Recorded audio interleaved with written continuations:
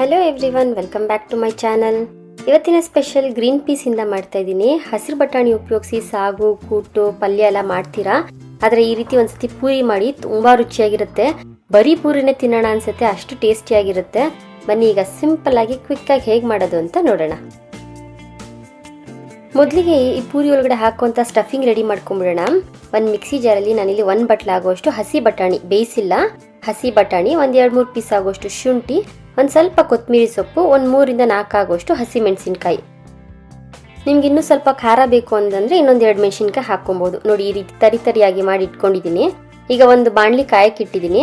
ಅದು ಹಾಕಾದ್ಮೇಲೆ ಒಂದು 2-3 ಸ್ಪೂನ್ ಆಗುವಷ್ಟು ಎಣ್ಣೆ ಹಾಕೊಂಡು ನಾವೀಗ ಪೇಸ್ಟ್ ಮಾಡಿ ಇಟ್ಕೊಂಡಿದ್ವಲ್ಲ ಈ ಬಟಾಣಿನೆಲ್ಲ, ಈ ರೀತಿ ಎಣ್ಣೆಯಲ್ಲಿ ಒಂದು ಸ್ವಲ್ಪ ಹಸಿ ವಾಸನೆ ಹೋಗೋವರೆಗೂ ಅದನ್ನ ಫ್ರೈ ಮಾಡ್ಕೊಳ್ಳೋಣ.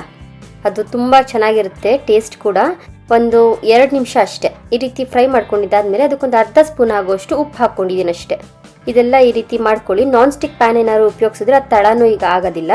ಈಗ ಪರ್ಫೆಕ್ಟ್ ಆಗಿದೆ ನೋಡಿ. ಇಷ್ಟಾದ್ಮೇಲೆ ಇದೊಂದು ಕಪ್ಪಲ್ಲಿ ತೆಗೆದಿಟ್ಕೋತಾ ಇದ್ದೀನಿ, ಸ್ವಲ್ಪ ತಣ್ಣಗಾಗ್ಲಿ ಅಂತ. ಇದು ಸ್ವಲ್ಪ ತಣ್ಣಗಾಗುವಷ್ಟರಲ್ಲಿ ಪೂರಿ ಹಿಟ್ಟು ರೆಡಿ ಮಾಡ್ಕೊಳ್ಳೋಣ. ಇಲ್ಲಿ ನಾನು ಒಂದು ಬೌಲ್ಗೆ 1 ಕಪ್ ಆಗುವಷ್ಟು ಗೋಧಿ ಹಿಟ್ಟು, 1/4 ಕಪ್ ಆಗುವಷ್ಟು ಚಿರೋಟಿ ರವೆ, ಒಂದು ಸ್ವಲ್ಪ ಆಗುವಷ್ಟು ಉಪ್ಪು ಮತ್ತೊಂದು 2 ಸ್ಪೂನ್ ಆಗುವಷ್ಟು ಎಣ್ಣೆ ಹಾಕೊಂಡಿದ್ದೀನಿ. ಚಿರೋಟಿ ರವೆ ಮಿಸ್ ಮಾಡಬೇಡಿ, ತುಂಬಾ ರುಚಿ ಬರುತ್ತೆ. ತುಂಬಾ ಸಣ್ಣಗಿರುತ್ತೆ, ಮಾಮೂಲಿ ಬಾಂಬೆ ರವೆ ಉಪಯೋಗಿಸ್ತೀವಲ್ಲ ಅದಕ್ಕಿಂತ ಸಣ್ಣಗಿರುತ್ತೆ. ಆ ರೀತಿ ರವೆ ತಗೊಂಡು ಅದೊಂದು 1/4 ಕಪ್ ಆಗುವಷ್ಟು ಹಾಕೊಂಡು ಆಮೇಲೆ ಸ್ವಲ್ಪ ನೀರು ಹಾಕಿ ಮಾಮೂಲಿ ಪೂರಿ ಚಪಾತಿ ಎಲ್ಲ ಕಲಸಿರ್ತೀವಲ್ಲ ಆ ರೀತಿ ಅದನ್ನ ಅದೇ ಹದಕ್ಕೆ ಕಲ್ಸ್ಕೊಳ್ಳೋಣ. ನೋಡಿ, ಈಗ ಪರ್ಫೆಕ್ಟ್ ಆಗಿದೆ. ಈ ಹದ ಇದ್ರೆ ಸಾಕು. ಒಂದು 10 ನಿಮಿಷ ಅದನ್ನ ಹಾಗೆ ಇಟ್ಟಿರೋಣ, ಯಾಕಂದ್ರೆ ಚಿರೋಟಿ ರವೆ ಹಾಕಿದೀವಲ್ಲ ಅದು ನೆನೀಲಿ ಅಂತ.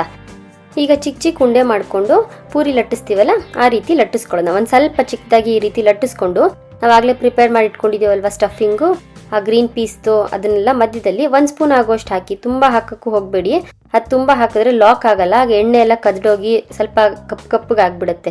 ನೋಡಿ, ಇಷ್ಟಿದ್ರೆ ಸಾಕು, 1 ಸ್ಪೂನ್ ಹಾಕಿದ್ರೆ ಸಾಕು. ಈ ರೀತಿ ನೀಟಾಗಿ ಲಾಕ್ ಮಾಡ್ಕೊಳ್ಳಿ. ಈಗ ನಾವು ಮೀಡಿಯಂ ಸೈಜ್ ಪೂರಿ ಲಟ್ಟಿಸ್ತೀವಲ್ಲ ಆ ಸೈಜ್ಗೆ ಲಟ್ಟಿಸ್ಕೊಂಡ್ರೆ ಸಾಕು. ನೋಡಿ, ಈಗ ಪರ್ಫೆಕ್ಟ್ ಆಗಿದೆ. ತುಂಬಾ ದಪ್ಪನೂ ಇಲ್ಲ, ತುಂಬಾ ತೆಳ್ಳಗೂ ಇಲ್ಲ, ಸೈಜು ಕೂಡ ಕರೆಕ್ಟ್ ಆಗಿದೆ. ಇದೊಂದು ಒಳ್ಳೆ ಕಿಚನ್ ಟಿಪ್ಸ್ ಅಂತ ಹೇಳ್ಬೋದು. ನಾವೇನಾದ್ರೂ ಫ್ರೈಡ್ ಐಟಮ್ಸ್ ಮಾಡೋವಾಗ ಆ ಬಿಸಿ ಎಣ್ಣೆಗೆ ಒಂದು ಅರ್ಧ ಸ್ಪೂನ್ ಆಗೋಷ್ಟು ಕಾರ್ನ್ ಫ್ಲೋರ್ ಮತ್ತೊಂದು ಪಿಂಚ್ ಆಫ್ ಸಾಲ್ಟ್ ಹಾಕ್ಬಿಟ್ಟು ಆಮೇಲೆ ನೀವೇನಾದ್ರೂ ಫ್ರೈ ಮಾಡ್ಕೊಳ್ಳಿ. ಪೂರಿ ಆಗ್ಲಿ, ಬೋಂಡಾ, ಬಜ್ಜಿ ಏನೇ ಮಾಡಿದ್ರು ತುಂಬಾ ಆಯಿಲಿ ಅನ್ಸೋದಿಲ್ಲ. ಇದನ್ನ ತುಂಬಾ ಒಳ್ಳೆ ಟಿಪ್ಸ್, ನೀವು ಒಂದ್ಸತಿ ಟ್ರೈ ಮಾಡಿ. ನಾನು ಮುಂಚೆ ಹಾಗೆ ಮಾಡ್ತಾ ಇದ್ದೆ. ಇದು ಹಾಕಿದ್ದಾದ್ಮೇಲೆ ನಂಗೆ ತುಂಬಾ ಚೇಂಜಸ್ ಕಾಣಿಸ್ತು. ನಾವು ಹಾಕಿದೀವಲ್ಲ ಪೂರಿನ, ಅದನ್ನ 2 ಕಡೆ ಮೀಡಿಯಂ ಫ್ಲೇಮ್ ಅಲ್ಲಿ ಈ ರೀತಿ ಬೇಯಿಸ್ಕೊಳ್ಳೋಣ. ತುಂಬಾ ರುಚಿಯಾಗಿರುತ್ತೆ. ಮಕ್ಕಳಂತೂ ಪೂರಿ ಹಾಗೆ ತಿಂತಾರೆ, ಅಷ್ಟು ರುಚಿಯಾಗಿರುತ್ತೆ. ಈ ರೀತಿ ನೀವು ಒಂದ್ಸತಿ ಖಂಡಿತವಾಗ್ಲೂ ಟ್ರೈ ಮಾಡಬೇಕು. ಬಟಾಣಿ ಸೀಸನ್ ಮುಗಿಯೋದ್ರೊಳಗಡೆ ಈ ರೆಸಿಪಿ ಮಾಡಿ. ಹಾಗೆ ಮಾಡಿದ್ದಾದ್ಮೇಲೆ ಹೇಗ್ ಬಂತು ಅಂತ ಕಮೆಂಟ್ ಮಾಡೋದ್ ಮರಿಬೇಡಿ. ನೋಡಿ, ನೋಡಕ್ಕೇನೆ ಎಷ್ಟು ಚೆನ್ನಾಗಿ ಅನಿಸ್ತಾ ಇದೆ. ರುಚಿ ಕೂಡ ಅಷ್ಟೇ ಸಕ್ಕತ್ತಾಗಿರುತ್ತೆ. ಇದ್ರ ಜೊತೆ ಸಾಗು, ಚಟ್ನಿ ಎಂದ್ರ ಜೊತೆ ಬೇಕಾದ್ರೂ ತಿನ್ಬೋದು. ನೋಡಿ, ಫಿಲ್ಲಿಂಗ್ಸ್ ಕೂಡ ಎಷ್ಟು ಚೆನ್ನಾಗಿ ಬೆಂದಿರುತ್ತೆ ಒಳಗಡೆ, ತುಂಬಾ ಚೆನ್ನಾಗಿರುತ್ತೆ. ನೀವು ಒಂದ್ಸತಿ ಟ್ರೈ ಮಾಡಿ ನೋಡಿ. ಹೀಗೆ ಸಿಂಪಲ್ ಅಡಿಗೆ ಸೂಪರ್ ಟೇಸ್ಟ್ಗಾಗಿ ನನ್ನ ಚಾನಲ್ನ ಸಬ್ಸ್ಕ್ರೈಬ್ ಮಾಡ್ಕೊಳ್ಳೋದು ಮರಿಬೇಡಿ. See you in the next video. Thank you.